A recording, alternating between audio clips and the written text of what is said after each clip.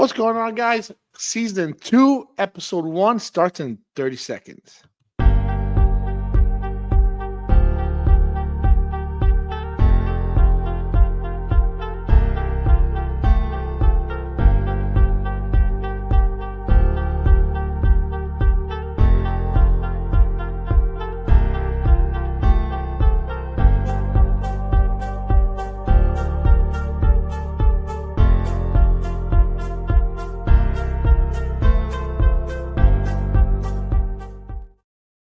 What's up, guys? I am so excited. Season 2, we're starting.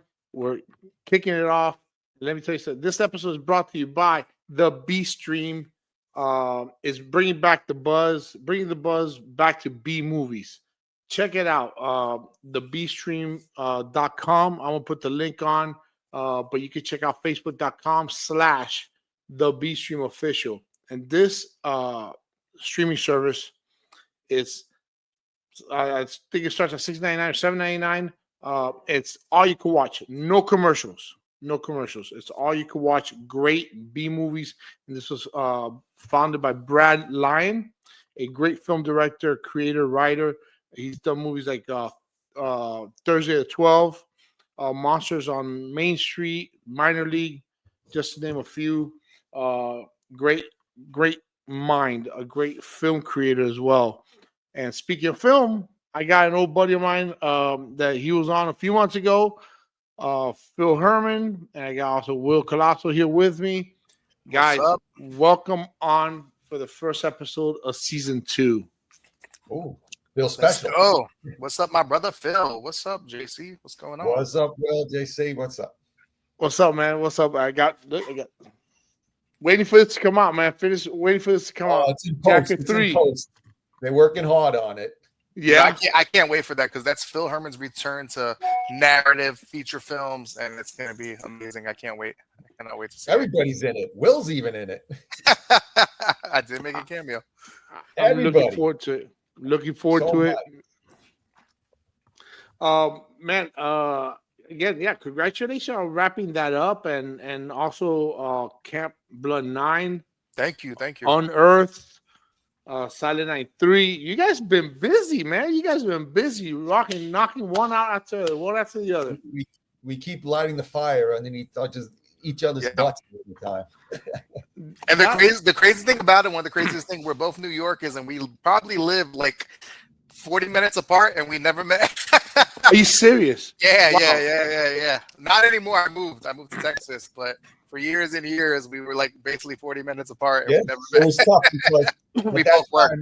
I was working for New York Transit, and I was working 12-hour days, and Will was off certain days. I was off certain days. Yeah. Couldn't connect. And then by the time we were able to, he was gone. Yeah, I have a government job too, so we both it was just impossible. It was impossible. Yeah. Okay, so you say you're in Texas now. We're in Texas. In Dallas. Okay, I'm in Forney. Oh, Forney, nice. Very cool. I'm in Forney, and my coworkers lives in Forney. Yeah? It's about 30 minutes from where I'm at. Yeah, it's not bad. Yeah. I work in Mesquite. I work for TxDOT. I know Mesquite. Yeah, dude. We go around there, Mesquite. We go everywhere. Yeah, I work in TxDOT. Very nice. But again, guys, congratulations again for a solid way to end the year, man. But Will, let's start with you, man. Tell us a little bit about your background. Tell us a little bit, where you're from and how you got started in this industry. Wow, man. I was born and raised in Brooklyn, New York. Moved to Long Island when I was 12. I always loved movies. I got a job at Blockbuster when I was 21, and I was like, man, instead of going to college, I want to do something. I want to make movies. I want to be an actor. And it was weird, man, people think you're crazy when you tell them that. But so when I was 20, right after when I was 22, I went to go study at the New York Film Academy for acting. So it was okay. It was cool. I did one semester, and then I didn't go back. It wasn't what I expected. It wasn't the best acting teachers and stuff. And but when I was there, I noticed how these directors, they would be like these sloppy guys and everything. I'm not saying all directors are like that, but the guys that were there, and they would be crowded by the actors because on the weekends they would turn it into a nightclub, the school, and everybody would go there to meet and greet and network. So I was like, you know what? and I would go to open calls and get rejected. And this is back in the early 2000s when casting directors were vicious and nasty, and they would tell you off. It was not nice like it is now, you know. They were rude and crude, you know. So I was like, you know what? And I remember going to open call for like a role. It was like some kind of like company advertisement tape, and it was like 500 guys there that were like my height and everything and the look. I'm like, you know what? Screw this, man. I'm going to become a director so I could, you know, make my own roles. So I went to the Digital Film Academy in Hell's Kitchen, which turned out to be a great experience. It was like a 1-year intensive filmmaking program. And it was awesome. It was awesome. I did a couple more acting schools, like intense acting trainings, the Meisner technique and Stella Adler. And I just couldn't find the right time to go because in that time, the whole thing was to get a SAG card. That was like your whole goal as a New York actor to get a SAG card, and then your career is going to take off. And it wasn't movies. In New York, it's doing Broadway and off-Broadway. So that's your goal, to do stage plays instead of film, you know, in New York. I don't know if it's still like that, Phil, but that was when I came up. That's how it was. And it was so different. The way you would get roles, there was a magazine or a newspaper called Backstage. Dollars, but we were so broke we couldn't afford it. But that's where all the casting calls and roles is before Craigslist and everything. You went to the library. You went to the library and looked at it. And that's how you would find out. But then, so I did all that, and then I went to film school, and that's when I found my niche. I did a couple shorts, and then I fell in love with the sport of martial arts, and I got into that, and I wanted to be like a professional fighter.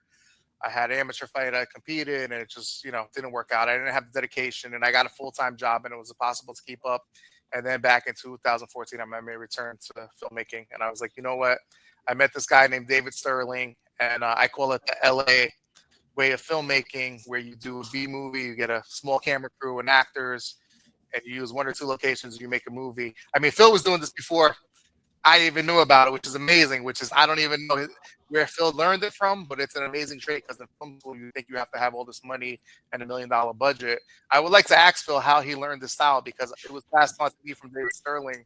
And then, you know, I kind of made it my own. But I want to ask you that question when you're ready to answer, Phil. You know, how did you learn this? Because it's not a normal thing to do what we do. That's guerrilla filmmaking. Guerrilla Filmmaking. Yes. You do what you want to do. Yeah. So is that what it is? Pretty much, you just pretty much do what you want to do, and well, I did go to school. I went to the Center for the Media Arts, and I got a degree in television production, which I ran away from because I said that's not me. Yeah. And they told me I was in the wrong place, that I should go in front of the camera and become an actor. And I didn't like acting. I like writing and directing, and I like producing. But I'm always getting thrown in front of the camera because of budget reasons. And they say, oh, well, you know, you be the lead, so we don't have to pay you. You know, he's a good actor. Yeah, he is. I have fun with it. Like I said, it wasn't high on my list. When we first started, you know, we did everything, which I think we still do everything. It was the neighborhood kids. We grabbed the video camera. We just went around killing our neighbors and everything. Wow. We just made like a movie a week. We got the VHS decks. We put them together. We made copies of the movie. Little by little, we just learned more and more and more. When I went to school, I learned more about sound, lighting. You know, people make fun of me with my movies with the lighting and sound, but we're getting better on that. Yeah, people don't know that in film school you learn every aspect of filmmaking. You learn everything, you but do everything, very every role. expensive. Very expensive though Very to expensive. apply it. I bet.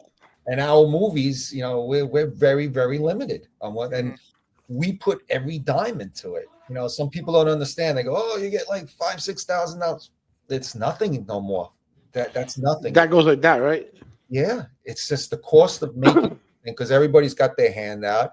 You got to give everybody something, you know. And when we try, you know, to help out everybody, but it's getting harder and harder to make movies. But me and Will, we're doing like 2 or 3 movies a year, and yeah, like I said, I I mean, don't understand. You see these guys, they're getting $75,000-$80,000. They make one movie and it comes out every 4 years. And the movie is usually shite, you know, it's usually not good. But the thing is, it changed too. Back when I was starting out, people will come and do it for free and just want to get exposure and experience. Right. Now they have their hand out. A lot of people with no experience and they ask me, let me get $100 for a day. Even a PA, we had a PA say, oh, I want $100 for the day. I was like, get out of here. You crazy? Right. You should be, you're always trying to learn. People, you know, yeah. to get that IMDb credit, especially with guys like It was huge. who have movies, you know, they know they're going to come out, and I always tell them it's like a working resume. When you Yeah. film a movie for an indie like us, it's a working resume because you could tell somebody, look, we're on I've done something. Amazon. Yeah. And, you know, I'm on there, and it's not like a blink, you know, I'm the guy in the background, you know, the guy swinging a rope. No, we actually give everybody a scene that they can Yeah. be, you know, we try our best, you know, with that aspect. Yeah. You know, but like I said, it gets harder and harder. But we do it. Like today, I got to make a quick announcement. Unearthed finally, after a couple of setbacks, because technically we weren't happy and we were doing everything ourselves on it. And we wanted everything. The reviews on Unearthed have been the best we've ever had. So I like that. I really enjoyed it. Yeah, it was a great I movie. enjoyed it. It just got released today. We finally got the DVDs, Blu-rays. It's been on VHS. Everybody wanted VHS, but it didn't go as well as we thought. But the DVDs and Blu-rays, we're probably going to sell out the first batch. So any other pre-orders now, we're probably going to have to get another order because they went quick, the DVDs and Blu-rays. But we're taking orders. So if anybody wants, by the time they see the show, it'll definitely be out on Saturday. I think this is going to air. Yep. So, and also one more thing, we have a campaign for the Actor's Curse. We have one more week of that. That sounds so cool. The Actor's Curse and the Soldier. Those It's both sort of sound like so cool. Oh, the Soldier's Descent 2, that's going to start up soon, an Indigo campaign. It's a story that I wrote years ago. I was shopping it around. It's a horror story with a war veteran. And it's never been done like this where it shows sympathy towards the vet. So we're hoping that really kicks. Andrew Pearson, Carissa Pearson, and what the hell, the Gunther Lowe, I think is the director. Gunther Lowe. Gunther Lowe, thank you, Will. Best sound guy in the business. Best sound guy in the business. Yeah, well, so he's directing now. Yeah, so he's directing that. So it's going to be a different look and a different thing that I never dealt with because I'm not really too much in charge of it. It's just my screenplay, and we've been working on that screen. I never worked on a screenplay so much. Usually me and Will will write it. We'll do a couple of rewrites. We'll show each other, and then that's it. Let's go film. So how long have you two actually known each other? Not that you've met each other in person, but how long have you known each other? Like, for example, we never 5 years. 2018, I think, or 2019. Yeah, because when the distribution thing, that's how we met. Yeah, this guy gave some huge opportunities, man. I owe everything to this guy, man. I have 2 Lionsgate films coming out. It's because of Phil Herman. A lot of people don't know that.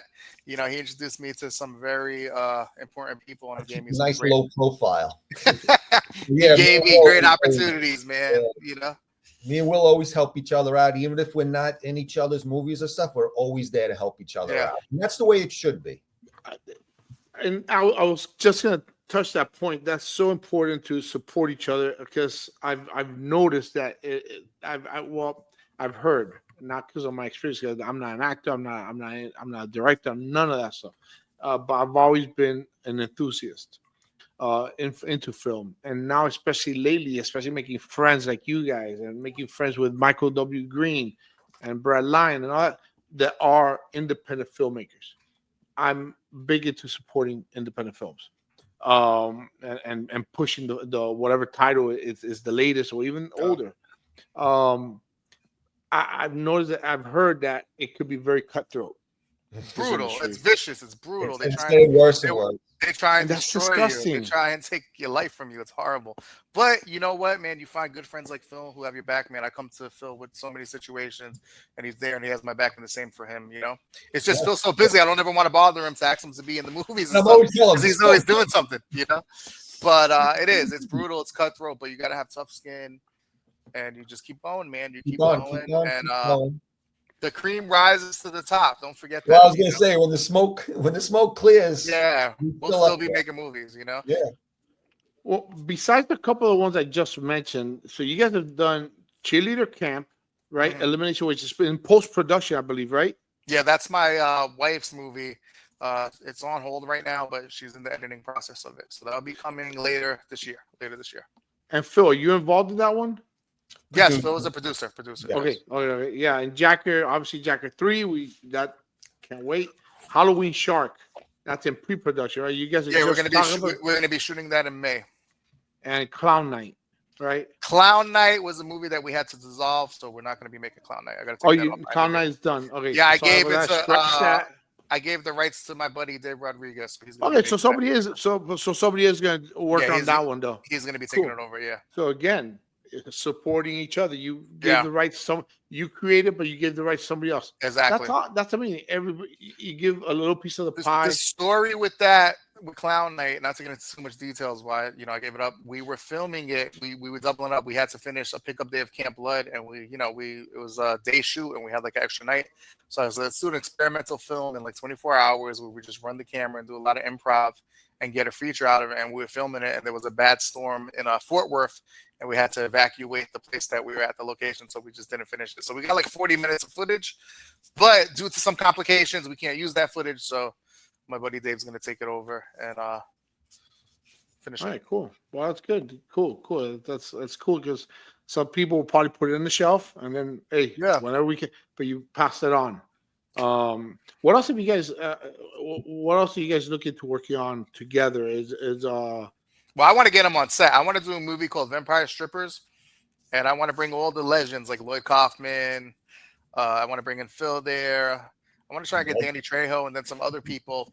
And it's kind of like the plot is they go to a strip club for one of like the guy's 70th birthday party. And it's like a horde of vampires in the strip club. So, but I want to get Phil for that one. Phil's tailor-made. Not that I'm saying you're older, but you would be hilarious in that one, And you want to get Machete in there too. Yeah, Danny Trejo. Yeah, he's amazing. Yeah, my buddy also knows him. The guy is, I mean, it doesn't matter how small a role he's part of or how big of a role or how creepy of a role. Yeah. The guy is a great actor. The guy is fun to watch. He's a legend, man. Yeah. I remember him in Con Air. I said, he was a creepy, his character was creepy. Yeah. One of the most women parts, yeah. But he was great. He was great in that character. You couldn't hate him. What was that? So what is that brought you two together? Okay, what is it brought? What attracted one to another? Just mutual respect, man. And also, I think we had a lot of mutual friends, yeah, that we kind of branched off from them and clicked together because we saw eye to eye on things, and we weren't out to hurt each other. Like we would just help each other on things. Yeah. And that's what it just goes down to. Like we always help each other. We always help each other, producing each other's movies, helping out each other on the campaigns. And like I said, if I have no part of his, I still boost it, and he does the same thing for me. Yeah. He shares it all over the place. And what do you get? You get happiness because you're helping a fellow filmmaker. Absolutely. It's not as rewarding as everybody thinks it is. Why do we do it? It's like an addiction. Yeah. The love for the industry, the love for what you do. And that our movies sometimes outrank the big movies that are spending millions of dollars, and our little movies, they're losing millions. We're just losing hundreds, thousands. We're losing hundreds. We're making a little money, and the movies. People don't realize it's a big opportunity to be in these movies because they get out there and they get on major platforms, and it's changing. You go to other people. What have you done? Doing this and I've heard of them. Okay, I'll give you a shot. Man, Hollywood is dead, brother. Hollywood is dead, man. It's the rise. Look at Terrifier. Look at that crew. It's the rise of the independent filmmaker. That Hollywood BS where it has to be perfect. It's not. It's changing. It's changing. Those people are getting pushed out. Those dinosaurs, and we're moving in. You see the Hollywood movies. You can find more mistakes in their movies that are so put underneath the microscope, and there's so many mistakes in there. And I love how people say, "Oh, you're just a B movie guy. You work with, if I had bigger budgets too," but they go, "Oh, you're just a B movie guy and stuff." Meanwhile, they'll make a movie for $100,000. Nobody ever sees it. It doesn't see the light of day, and nobody cares. Right. So you laugh. You can't. People. You have to realize what you are. We're working with small budgets. I hate when you see these people when they have like $10,000 and they're trying to pretend like they're Hollywood and they're paying for all the equipment and all this. And I'm like, bro, you're not going to have any money to make the movie. You just paid a crew of like 20 people. Your whole budget's gone. It's like, it's just, I don't know. It's a weird state. Well, I love these people. They're like, they never made a movie before. They have an Indigo for $50,000 and they say, well, this is the first one. Yes. Pre-production to get all the stuff and everything. Then we're going to have one when we're filming. Then we're going to have one afterwards. And then we want you to pay for the premiere too. And then nothing happens for 3 years. I was just gonna say, and then it's probably what, a 5 year process, 3 or 5 year process. Yeah. By the time it's done. So Terrifier. I did not know that Terrifier, well, now trilogy right now. I'm assuming he's gonna keep going and going. Yeah, there's another Yeah, one. I not think gonna one end. more. I think he said one more or two. One more. That's it. Yeah. Okay. The best part about it, you know, my girl knows them from the convention scene, and she says they're wonderful people, good people too. So that's great to hear too. You know. Well, I know one of the producers. I met him when I can't remember the movie he made. It was about post-traumatic stress disorder with the veterans. His name is Phil Falcone. Wow. Yeah, it's Falcone. Yeah. And he's a great guy. Very, even up until now, I could talk to him anytime. He offers opinions and everything on everything. Great producer, and I'm glad he really got part of this series on the Terrifier series because he's a driving force. Well, it's scary as hell. I mean, but I did not know that it was an independent, and it's exploded. Yes. So the story of Terrifier is he did an anthology, Damien Leone. So then I think he had around 60 grand to make the first one, and it exploded. It was a hit. It got on Netflix. No, he went on Howard Stern, and that's how it blew up. Howard Stern blew it up. Yeah. And then Terrifier 2, they shot some of it, and then they did it Indiegogo, which a lot of our friends who are in our movies are in that one in the bar scene. Yeah. To film that brutal scene where he like fillets the girl. So that was a massive hit, and then they got a big Hollywood budget for part 3, which was excellent. So now they're gonna have even more. One of the biggest movies of last year. Yeah, which is fantastic. Yeah. I think me and Julie saw it like 5 times. She made me go see it like 5 times in the theater. It's a fun movie. You get what you're paying for, and they're giving you what you want. You go see a horror movie, you want to see horror. Yeah, you don't want to see. Yeah, but this is gory horror. I mean, it was scary. It was good. Not scary in the sense of. It's disturbing. It's scary in the sense that, man, it was creepy as hell. Art the Clown is a creepy character. But the thing is, like with these movies have to come and change the game. Like in Violent Nature was another one too, which that's one that came and it's changing the game. And there's a crazy story with that one. I found out he shot that movie 2 years ago, and he had like a terrible crew. The PAs would like turned on him. The whole crew turned on him. And when he looked at it, he's like, you know what? Scrap it. We're just going to reshoot the whole movie. So his producers, they reshot the whole movie. He had so much belief in it that they reshot the movie, and he had a smaller crew. The producers were doubling as cast and crew and all that stuff. And look, they made a worldwide hit and stuff. So sometimes if you downscale, it's better. It's better than to have the big, massive crew. Well, it's the talent behind it. Yeah, the talent behind it. Well, and you just touched on something that you said that this crew, he had PAs that turned on him, and so you guys and Phil, I asked you the last time you were on, you mostly use the same, for the most part, you try and use the same people because it's who you trust. I have some people from like 20, 30 years ago still with me. You have to, man. So, Will, I was asking you the same thing. I'm assuming you do the same, and I noticed you do the same. Trial and error. I've had some catastrophes trying to help people and involve people that it turned into a living, breathing nightmare, which I don't want to get into. No, of course, yeah. One of them is crowdfunding. one of them is crowdfunding right now, but it was living and learning, and you could be a nice guy, but in business you have to be very careful who you let into your circle. Because there are people out there who want to hurt you and they want to, have self-gain, and it's sad. It's messed up, because my instinct is to help people naturally as a person and that's what bring hurts people up with me. Yeah. And that's what hurts you. Some people are just not going to be on that same level, and they want, their own personal gain. So they're going to use you for your contacts. So you have to be very small with your circle and careful who you bring in and give out important information. Phil, I could tell anything. I trust this guy. But we tell each other everything. everything. But it's at a point right now where it's very toxic. You have to be very careful who you involve with. Indiegogo changed the whole game where there's no God, I hate to say this. I want to word this the right way. There used to be like when you came into the business, you respect this guy's a director and he's on a level and you work your way up. Now everybody thinks they're right at the top with you, and they think they're at that level without paying the dues. So it's a very different environment. You have to be very careful how you handle things and who you involve. So that's very important, And there's some great people that you meet through these campaigns and stuff, but there's also the other side of it where it gets very dangerous. But it's also the great people. They don't last. They just They don't last. They don't last.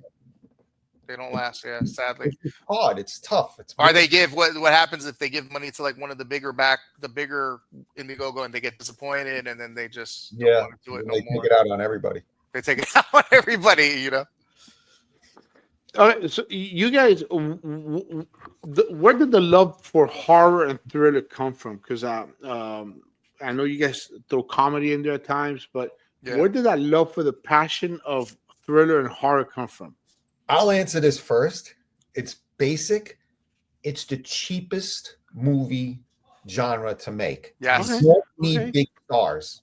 Comedy, you need big stars. You know, dramas, you need big stars. Crime, horror, you don't. You just need a good story, a good killer, and good effects, and it makes up for any big star. Because if you see any big horror movie that makes it, like Terrifier, Blair Witch, what was that? Cloverfield. Big movies, no big names behind it, and they cost nothing to make. He's right. It's so cheap to make. That makes sense. And look at it now. You see more horror movies and less comedies. Those big comedies, remember the Ben Stiller, Will Ferrell comedies? They're very rare. They don't make them because they don't get a return. A horror franchise, a horror movie, you'll get your return on and stuff. Because let's say action. They're putting $20,000, $40,000 into a horror movie, and they're making 100, 200, 500 on horror. Just with the domestics, international. Everybody is just grabbing them. And also the theaters are now starting to play a lot of horror because they can't fill up the screens. They have 20 screens and they can't fill them up. Yeah. So they'll give them like a limited release, a week or two. JC, this is the raw and uncut episode. Me and Phil are not pulling any punches. No, what? This No, is not the happy-go-lucky. Like, hey, everybody. Not like our show. With our show, no. This is raw and real and uncut. No, but this is good stuff because it's curious. I'm curious to know because but that makes total sense because if you're gonna do a comedy, you want to pay somebody that's gonna be funny, right? You have. If you don't got drama, you gotta make sure somebody can cry. Where the tears on that person? You want So that makes total sense. I love that. I love that. And it's like chasing that magic dragon, which we're getting closer and closer. Who knows? The next film could be that filmmaker I make could be the next Sleepaway Camp, a big hit. We're not that far off. This Lionsgate movie, I have Amityville Shark House. I'm on the phone with them. They're putting so much into this. They took out a big amount of money to invest in this movie. So when it comes out, who knows if they're going to give it a theater run, if it's going to blow up, if it's going to be the next Greasy Strangler, so we're not that far off. Phil is so popular, I hate to say this, but sometimes when I look like on the illegal sites, his movie's always streaming on the front page. You blew up when they're bootlegging your movies on the on movie taxi streaming services. I'm like, so I get excited. I go to the site. I go, oh, look, it's on. So countries are like buying his DVDs and ripping them and putting them online before he even gets to streaming. So that's how popular when they see it's Phil Herman's Jack or Phil Herman's, he has the name value and stuff, so. And I mentioned the B stream earlier. Are you guys gonna be part of that, or you guys even I haven't heard of that. Stream? I heard of Foursome. I know that's the newest one, Foursome TV. I haven't heard of B stream. Foursome, I think, just picked up Doomsday Stories and I Slay on. Nice. Right. I'll forward you guys the information on B stream. I'll forward it. Okay. Send me that. Yeah, I will. It'll be cool. I mean, people are gonna be. It's without commercials. And people who are fans of B movies like me, sign up and you get unlimited, movies. There's thousands and thousands of movies. My Little Movies now, they have like Vinegar Syndrome has the rights now to Jackers, Burglar from Hell. I think Hell on Earth. I think they got Tales to the End. They're exclusive, and then Todd Falcon Cook Sheets. What's his Scream Time? Scream Time. He took all my older movies, so I got to see what I have available still, and I'll see if I can get it over to you guys. Yeah. All right. Cool. But now, who have been your biggest influences? You go first, Phil. Go ahead. Okay. Always been John Carpenter and George Romero. I Always. remember you saying that a lot. Yeah, in Yeah. the first. Yeah. 100%. Why? Yeah. Why? Why? The simplicity. I know that's a dumb question. I know, but just want to get it from your The perspective. simplicity of Halloween and Night of the Living Dead, I always look back at and say, wow, they did that for nothing, and look what they created. Two classics right there. Yeah. And they don't stop, and Halloween hasn't stopped. And yeah, I heard the budget for Halloween was No, it No, was the originally yeah, the original. it was originally called the Babysitter Killer, right, or Babysitting something like Murder. that. Baby Killer Murder. Yeah, and he just did it as a job. He didn't even want to do it, John Carpenter. But Yeah. with his ex-wife, his ex-wife wrote the script, and they did it as a job because they needed money, and it turned out to be a massive hit. He thought Yeah. slasher movies were stupid, you know, Yeah. and he And like became you a legend. said, unknown actress because Jamie Mhm. Lee Curtis. Jamie Lee Curtis was not known. Yeah. Nobody So- knew that was Janet Leigh's daughter until like a Yeah. year late. Yeah, You know, she didn't really go in there telling everybody, "Look, I'm Psycho's mother." yeah. Yeah.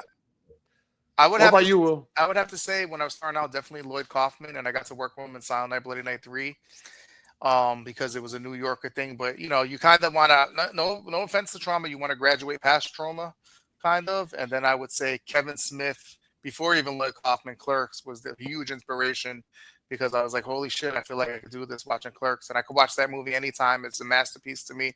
So definitely Kevin Smith. Lloyd making me feel like I could do it. I read his book before I went to film school. Romero, of course. And I almost worked with the original writer of Night of the Living Dead, but it just got too complicated. We were trying to do a Night of the Living Dead, and sadly it just didn't work out. There was just too much red tape going on, and then it just didn't work out. But and then of course Quentin Tarantino. It was amazing.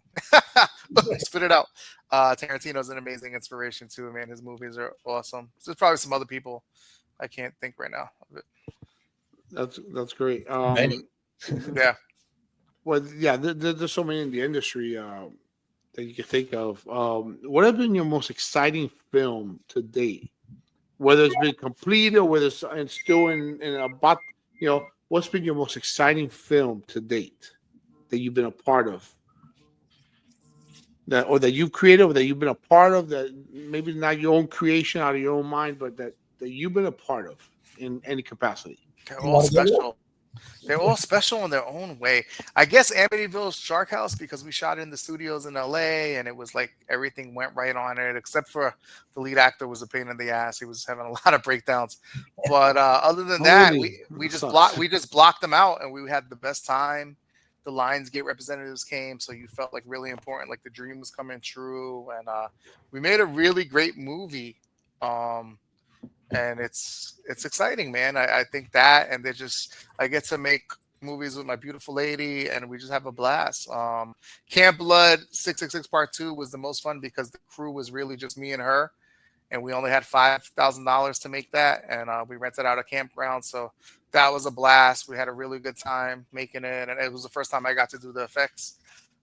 So that meant a lot to me too. Camp Blood 9 was shot in Fort Worth, Texas last summer, I think, or the summer before, and it was like 110, but we had a good time. Julie had a surgery, so it was just me and the cameraman and a couple producers, and that was really special too, man. Amityville Thanksgiving was really special too. That was me and Julie who just made that, and we only had $1,000 budget to make it, and it turned out to be like our biggest hit. Yeah, we got a contract of $5,000 from a movie studio, and they're like, "Give me 2 films with this." So we took $4,000 to put into Shark House, and we turned that into $40,000 with an Indiegogo, and then we had $1,000 left, and he's like, "Where's my other movie?" And I was like, "Oh my God, we only have $1,000 left." So we made Thanksgiving, and the lead actor got really sick, so I was short on runtime, and Phil Herman helped me out to finish. I was like, "Phil, I got to get this movie. I have a deadline. Please help me." And he gave me the idea to finish it, So, and it turned out, I think it's one of my worst movies, but it turned out to be the biggest hit. That's awesome. That's awesome. That's all. What about you, Phil? Man, where do I begin? I have so many movies, right? But this last one, Jacket 3, is like really dear to the heart because when I first came up with the script, it was a toss up between a Burglar from Hell sequel or Jacker. And I said, let's go with Jacker. It'll be easy. It'll be something quick and easy. It just blossomed into something huge where we were getting Butch Patrick. We got Deborah Dutch. We got all of a sudden, all these people started coming, and all the commitment that we got from everybody, that they were just saying, "Oh, we'll be a producer. We'll be a producer. We just want this movie to be made." And I was jumping back and forth to Philly, which was about almost 3-hour drive, 3 hours each way, so it was like 6 hours round trip.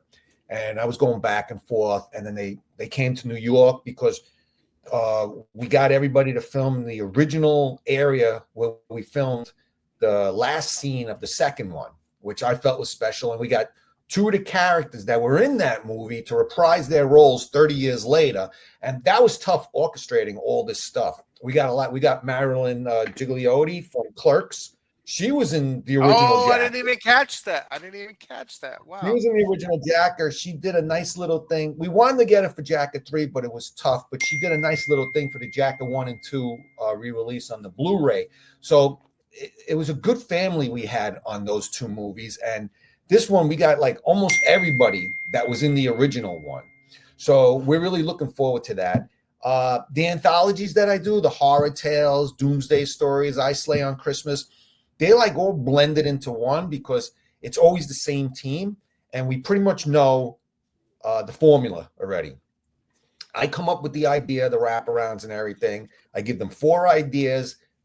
Derek Brosh, Marcelo Fabani, Will Devakis, James Panetta, and they just grab it. And it's always funny because it's 4 different stories, and I tell them, well, pick one. They always pick a different one. There's never any fights or anything. Yeah. And they go, they do it, they return it to me, we put them all together, and we have a movie. The anthologies are the best because it's not just my movie, it's all of our movie. And at the end, we can all look at it and say, we did that. Everybody gets showcased. Yeah. I always try to do one a year because it's so rewarding. And usually it's Derek. Derek goes, what are we doing for next year? What are we doing for next year? I'm like, oh, we want to do another. One thing that Phil said that I liked is we had a nice family. That's what happens when you get the right group of people. It turns into like a family on your set. And you're sad when it's time, when you wrap and you're done. You know, you're putting in 15-hour long days. You're putting in 12 to 15-hour days, working your ass off. You bond with these people. So you do get used to them. You know, you get used to those late night calls when you're like, okay, tomorrow is how we're gonna have it. Because I don't know about you, but we don't do storyboards. You know, no, James, that's like a film. That's a film school thing. I haven't done that since film school. We don't have time for that. The scripts, I said, look, it drives people crazy because I keep changing. I'm like, okay, this is not working. We got to do it like this. And I try to tell them, all my actors and everything. I say, this is the script. It's not the gospel. You know, it's not. Yeah. You could do, as long as it's the same idea, just get those lines as pretty much as close as possible. I don't want it. So it makes everybody more comfortable. I remember we were filming Jacket with Ralph Ray, and I love this guy. I put him in. Now he's my new guy to go to. I put him. He's a legend. Ralph is a legend. He's like, oh my god, that line's kind of long. I get just work with it. He goes, I could just work. And him and his son were in it. They played two I based the 2 characters of them, they're drug dealers, on like something from Breaking Bad. You know, and they just went with it. I loved them so much. I added a scene in the movie so they can have another scene in the movie because great. But it's people like that they're not just there to collect a few dollars that we're going to give them, and they're like, okay, where's my scene? And then I'm out of here. They just really, really committed to the part, you know, and they did a great job. And there's a lot of stories on Jacket 3 that I could just keep going on and on, just with the commitment that these people had, and they're not getting a lot, and they're putting in heavy hours. Kevin Duffy and his 2 friends, I can't think of their names right now. They traveled about a half hour. They live not too far away, and they spent the whole day. They got all bloodied up and everything. One of them got his personals ripped off. You know, you know, but they just really got into it. And I remember we had to do another scene, and one of his friend had to walk around with all blood on himself. You know, we were like in a public park, and people were like looking at it and everything. But a lot of good stories, and we want to continue doing these stories like this. But like I said, it gets harder and harder. But me and Will, we keep licking our wounds and keep going out there. I remember like my first movie theater of horror. We were shooting in St. Mark's in Manhattan.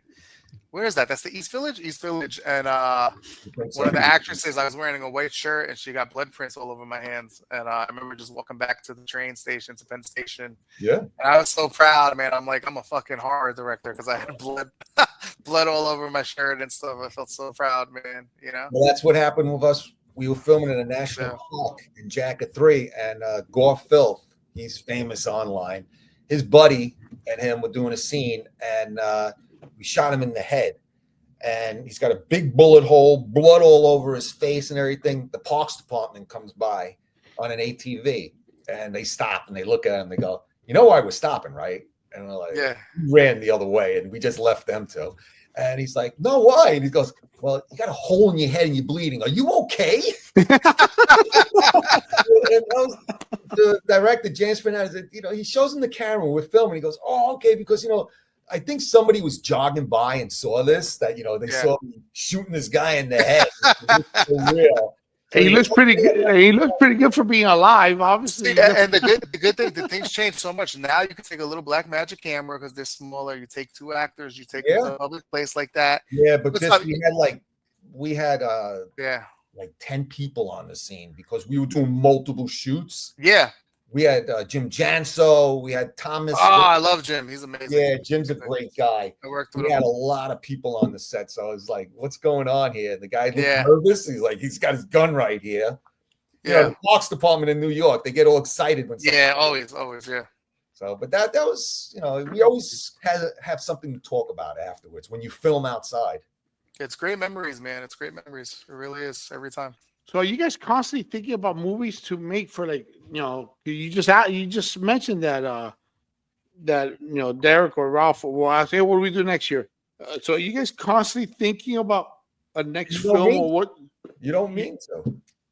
I just came up with a poster for a thing called Crowbar. Oh, I'm excited about that. I saw that. And I threw it online, and I said, "Is anybody interested in this?" And it blew up, right? His return to slashers. Let's go. We haven't did a full-length slasher in a long time. So I came up with a script, and now I'm going back and forth between doing that. Burglar from Hell. I want to see Burglar from Hell, man, too. You got to do Burglar from Hell. I'm talking to Brian Soule about that. He wants to do it, the original Burglar from Hell, who played Frank the Tank, but too much to get together right now. And I keep putting it out there to get the budget. And these movies we can handle, but a movie like that, like Jack, cost as much as 3 of our movies. I don't understand how that happened still, but it did. Somehow Kevin 9 was like over 20K, dude. We raised like 7,000 and it came out to like over 25,000. I don't know how, man. You're gonna make this up, then you'll make it up with the next one, and it's like the domino effect, not the domino, a pyramid. But we pay everybody and we don't rip anybody off, and we get the movies out, and then we just cry in the corner. You know, I'm finally out of movie debt, man. Thank God. It took a so long the next time. one. No, for now on, I'm just using the budget that I get allotted, and that's it, man. I'm not going through that again. I am not doing that again, man. Well, that's the funny thing is, I'm struggling here trying to get the money for the Actors Curse, but then I got people already telling me, "Look, if you're gonna do Crowbar, we'll give you money," and they're guaranteed. These are guaranteed people. They're gonna give me money to do it, and I'm like, "Well, that's a no-brainer. I guess that's the next one I'll be doing." You're gonna have to do Crowbar right after. Yeah. Well, I'm taking a break after Actors Curse. This Indigo campaign really stressed me out. I'm taking a break and getting all 3 of these. Well, Unearthed is out, Jacker, and Actors Curse. Once all 3 of them are out, then I start working on Crowbar, because I don't want the tongues to start wagging. Oh, you got 3 movies and they're not out, you know. So, but they're all, they're all in development. Jack is all in the can. That's done. That's awesome. We'll just do it. I saw clips of it. It's James Minetta, the director. He's like a one-man powerhouse. You saw him last time, Jim, when he was on the show. And Will, you know him. Yeah. What he's shown me, what he's doing, and the capabilities that he has to create. I respect that the most, man, because that's what we do. You know, I have a bigger team now, but that's what I was doing early on, and But that's the what thing you is, were it's doing. just him. He does. It's just him. Yeah. everything. He's amazing. He goes, no, don't worry, I got it. Yeah. He's really quiet, and we're like, James, he's still alive, and he goes, "Yeah, I got it." And then he That- shows us some wonderful work. That clip you showed me was amazing, man. It looks great. Oh yeah, that's right. I showed you. Yeah. That's it's like every movie we're getting better and we're leveling up, and every movie's getting better. And you know, I call these next movies like Axe Grinder, Camp Blood 9, the new generation of cult cinema. You know, like the new era. So everything is improving. I'm so proud of it and stuff. You know, and we're getting more of the right people around us to work with too. So it's really cool, man. It's exciting. We're weeding them out. Weeding them out, but it's like for you too with this Jacker. I feel like I could be wrong, but I feel like it's a new era for you too in filmmaking too, where you're going to a different level too, and it's look what you showed me looks bigger budget. It looks like a $60,000 movie or something like that. So it looks great. A lot was put into it, so it should look like that. Now the Will and Phil Talk Movies podcast. That's your podcast. You guys just wrapped up not that long ago. Your first season. How did you guys come up with that? What did that come out of? Phil. Overnight, we were on a show, weren't we, Will? Something. Oh, it was me, I think. So who brought it up? I invited you to a podcast or something like that, right? That's it. Yeah. Okay. We were on a podcast, and someone mentioned it on the show. They said, Will and Phil, that would be a great show. You guys should do a show. And we said, Will and Phil Talks Movies. And the next day, we were already getting guests and everything. We said, we'll try it out. We did what? Yeah. 6 episodes? So we'll see. We'll revisit in the summertime and see if we're going to. That was harder than making a movie. That was harder than making a movie. It was so hard. It was so hard. Why? You guys did. It was fun to watch, and you guys had some great guests. I've been trying to get Sandy on for longer, but I know she's constantly busy. I know she's super busy. We got her for the Halloween special. That's how we got her. Yeah, I saw that. We like doing movies. We actually had to sit there and talk, and it was hard. And then now we have so much going on that it's so hard to. I hate to say this, forgive me, to be interested in what somebody else has going on. It's so hard because as we were doing the shows, it's like a million things going on. Yes. And me and Will are like, okay, we gotta get him off. Yes. I get that. No, that makes total sense. And your guys' perspective. For me, for example, I think I've shared this before on my show, and you had told me, hey, 3 years ago, hey, you're gonna have your own podcast. I don't think so. Yeah, but you're good. I'm having a good time. Thank you. I appreciate that. I don't think so. I have never watched not one of my episodes. I cannot. Well, that's like me. I don't watch my movies. Really? Why? I watch them once. Me too. I don't sit there and I can't watch myself over and over. There's so much more stuff to watch. Yeah.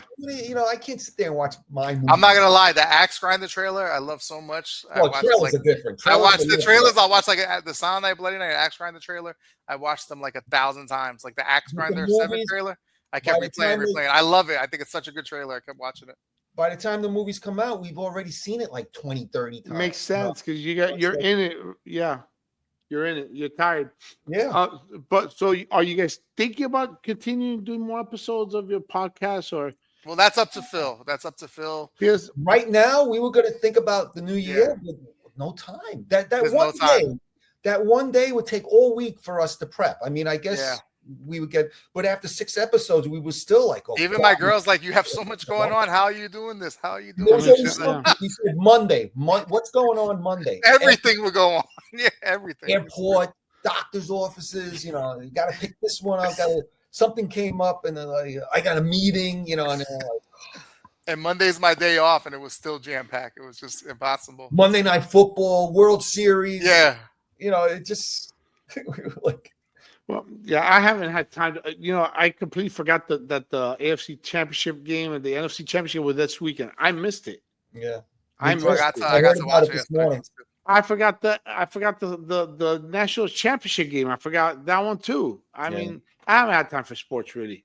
I really haven't had time for sports. I got to set timers for everything. Yeah. Same here. but yeah, like I said, this is exciting for me doing this, and I've been scheduling for season 2 since I think since I wrapped up season 1. That's awesome, man. Yeah, I took about a month off of it, and I've been. It was cool taking the time off. Not having to prep. It is. The questions and what am I Yeah. going to come up with? Who am I going to have? Yeah. I'm excited to jump back in here, speak an hour or so with somebody.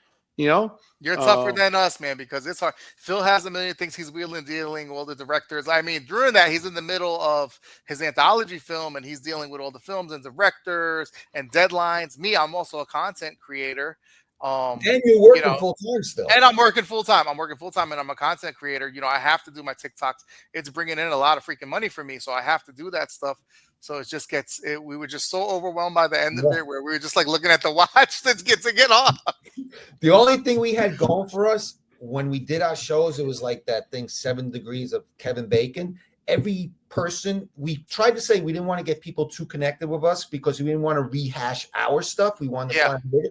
But every person was somehow related to us, and it always came back to us, and we'd start talking about our stuff. And we were like, we tried to avoid this, but it also kept the show flowing because some of the guests, they just went dead after like 10 minutes. They were like, okay, so we're like, what's coming up? And they're like, I told you. No, that's what happened already. And they're like, you had to really work them, And there was like one guest that just kept promoting an Indiegogo, and I'm like, well, this is supposed to be an interview about you, and it just totally like turned me off, man. I'm like, you know what, Phil? I'm like, oh my god. And it's like they didn't even care about the interview part. They just wanted to get their whatever it was across. Yeah, they were having flashes and everything. Yeah, and then they had like everybody come in and they basically took over the podcast. I was like, you know what, man? That was like one of our last shows. That was one of our last shows. I was like, this is not what it's about. But man. we had fun. That's Sandy, good. It was good. We had Brandy Roderick from Baywatch. She was really fun. She was a great guest, but she had to go pick up a kid from karate school. Which was amazing. Butch Patrick, the first episode. Butch Patrick, that was like the number one. The guy I worked with him when we did Jacket 3, and you worked with him on Camp Blood 9. Okay. Yeah. And the guy is just a great guy. If you're good to him, he's good to you. He's a pro's pro.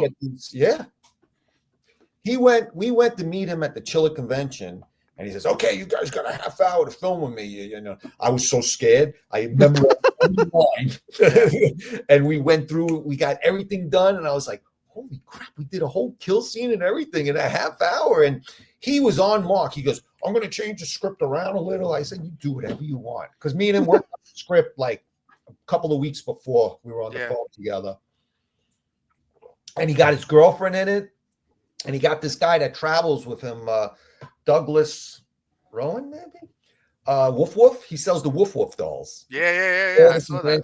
And he was in Jacket too. And it was just great. It was just a great time. And he once we finished, we were like, we would hang out a little while. He goes, okay, I got a dinner with Cindy Olsen. I got to get out of here. And he was out. He does not play around. He's all business. At the end, he came out like he wasn't sure, and he's like, "You never know with these indie films." I'm like, "You're good." We had a green room for him. I told the whole cast, like, no bullshit.